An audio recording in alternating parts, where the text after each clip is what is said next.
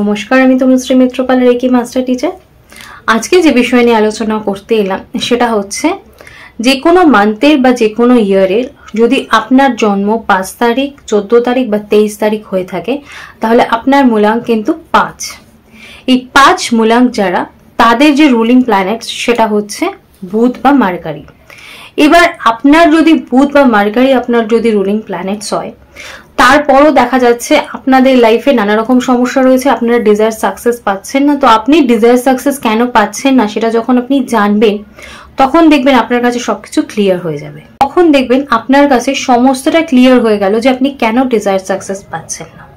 তো সেক্ষেত্রে বলে রাখি, আপনি হয়তো অনেক ঈশ্বরের পুজো করছেন, আপনি হয়তো অনেক ধ্যান জপ করছেন, কিন্তু অন্য ব্যক্তির মতো তারা যত তাড়াতাড়ি সাকসেস পাচ্ছে আপনি সেরকম কিছুই পাচ্ছেন না। তার কারণ হচ্ছে আপনি জানেন না আপনার ইষ্ট দেবতা কে, এবং আপনি ইষ্ট দেবতার ব্যাপারটাও কিছুটাই হয়তো জানেন না। ইষ্ট দেবতা হচ্ছে সেই দেবতা, আমরা সকল দেবতাকেই পুজো করব, সকল দেবতাকেই সম্মান করব, কিন্তু ইষ্ট দেবতা হচ্ছে সেই দেবতা যেই দেবতা আপনার পজিটিভিটি বা আপনার প্রবলেম সলিউশনের জন্য তার এনার্জি কিন্তু আপনার দরকার। অর্থাৎ আপনার ইষ্ট দেবতার পুজো করলে তার আশীর্বাদ, তার যে ব্লেসিংস, তার যে পজিটিভিটি, তার যে এনার্জি, সেই এনার্জি পজিটিভিটি কিন্তু আপনার সমস্যার সমাধান করবে, আপনাকে উন্নতির পথে নিয়ে যাবে, এবং আপনিও কিন্তু সেই ডিজায়ার পেতে পারেন, আপনিও কিন্তু সেই ডিজায়ার সাকসেস পেতে পারেন। তো অবশ্য করে আপনি সেই সাকসেস যতক্ষণ না পাচ্ছেন, তার আগে আপনাকে জানতে হবে তার রিজনটা কি। তো আপনার যারা 5 মূলাঙ্ক, তারা যে ইষ্ট দেবতার পুজো করবেন সেটা হচ্ছে, আপনাদের ইষ্ট দেবতা হচ্ছে শ্রীকৃষ্ণ। আপনারা যে কোনো পরিস্থিতিতে যে কোনো কিছুতেই কিন্তু সহজে হাল ছাড়েন না, আপনাদের মধ্যে স্ট্রেংথ বা স্ট্যামিনা কিন্তু খুব বেশি থাকে।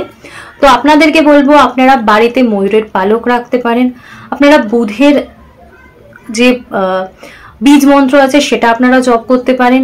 এছাড়াও কিন্তু আপনারা ঘরে যখন ময়ূরের পালক রাখছেন, তার সাথে সাথে কিন্তু আপনারা শ্রীকৃষ্ণের মন্ত্র জপ করতে পারেন, এবং বই খাতা বা পড়াশুনোর যে কোনো সামগ্রী কিন্তু আপনারা দান করতে পারেন বুধবার দিনকে। এতেও কিন্তু আপনাদের লাইফে যে যে কমপ্লিকেশনগুলো আসছে সেগুলো কেটে যাবে, এবং দেখবেন রাস্তা কিভাবে ওপেন হয়ে যাচ্ছে।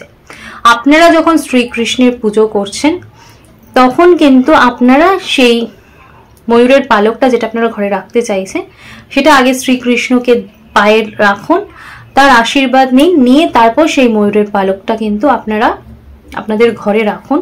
তাতে কিন্তু আপনারা শ্রীকৃষ্ণের ব্লেসিংস পাবেন। এই সকল মন্ত্র আপনারা কিন্তু আমার চ্যানেলে পেয়ে যাবেন, আমি কিন্তু সেই সকল মন্ত্র জপ করে রেখেছি, তাই আপনারা এই মন্ত্রগুলো শুনতে পারেন। যখন আপনারা এই মন্ত্রগুলো শুনছেন বা এই মন্ত্র শুনে যখন জপ করছেন, তখন আপনাদের ইষ্ট দেবতার যে পজিটিভিটি, সেটা আপনার সারা ঘরে সারা বাড়িতে পজিটিভিটি তৈরি করছে, এবং সেখান থেকে কিন্তু আপনি যে পজিটিভিটি পাচ্ছেন, সেটা কিন্তু আপনার জীবনে যে সমস্যাগুলো চলছে, এই সমস্যা কাটিয়ে উঠে আপনি যে সমাধানের পথে যেতে চাইছেন, সেই সমাধান কিন্তু ঈশ্বর প্রদত্ত সমাধান আপনার জীবনে আসছে, এবং আপনি কিন্তু চরম সাকসেস পাচ্ছেন। তাই চরম সাকসেসের জন্য আপনি যে খুঁজছেন, আপনি ভাবছেন কি করবেন, জাস্ট আপনার সঠিক ইষ্ট দেবতা জেনে আপনি সেই দেবতার পুজো করুন এবং তার আশীর্বাদ আপনি গ্রহণ করুন। এতেই কিন্তু আপনার সকল সমস্যার সমাধান হয়ে যাবে।